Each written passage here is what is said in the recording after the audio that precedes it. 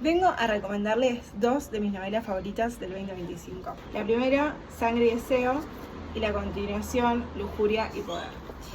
Para mí representaron un antes y un después en mi lectura porque desbloqueó un gusto adquirido por las novelas que forman parte de alguna manera de la historia de nuestro país. En esta particularmente habla sobre la historia de amor de Juan Manuel de Rosas y Encarnación Ezcurra. Habla de Juan Manuel de Rosas niño y adolescente, cómo le conoce Encarnación, cómo Encarnación logra convencer a la madre de Juan Manuel para que se puedan casar, ya que ese era un matrimonio que no era deseado, no era conveniente. ¿Quién fue Encarnación Ezcurra? Tanto en la historia de nuestro país como en la historia de la Confederación Argentina.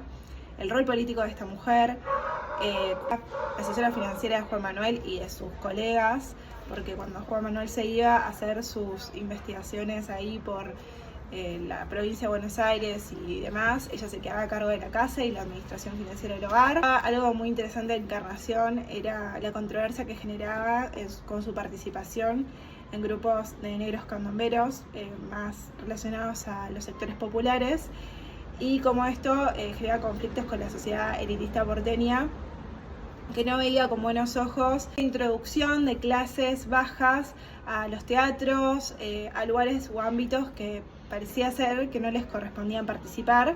La segunda parte del libro, que es la historia de Juan Manuel de Rosas, luego del fallecimiento de Encarnación, cómo él queda devastado emocionalmente por la pérdida de su amada y cómo empieza a buscar en distintas mujeres de la sociedad, jóvenes sobre todo, amantes para soportar esa pérdida, y su mayor contención emocional, que era su hija Manuelita, quien relega su propia vida por satisfacer las necesidades tanto políticas como emocionales de este padre. Era su principal contenedora, su consejera, era su asesora política, decían que era como una ministra en la época. Ella relega mucho su propia historia de vida y su propia historia de amor para acompañar a su padre, hasta que eventualmente ella decide escuchar su corazón y enfrentar esa necesidad de tener su propia vida y su propia familia.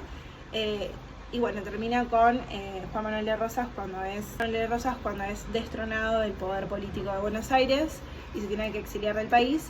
Pero la realidad es que los recomiendo porque son libros que a mí me volaron el bocho.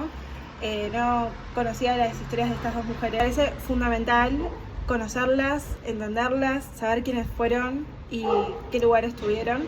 Así que recomiendo que ustedes también lo hagan y les lean.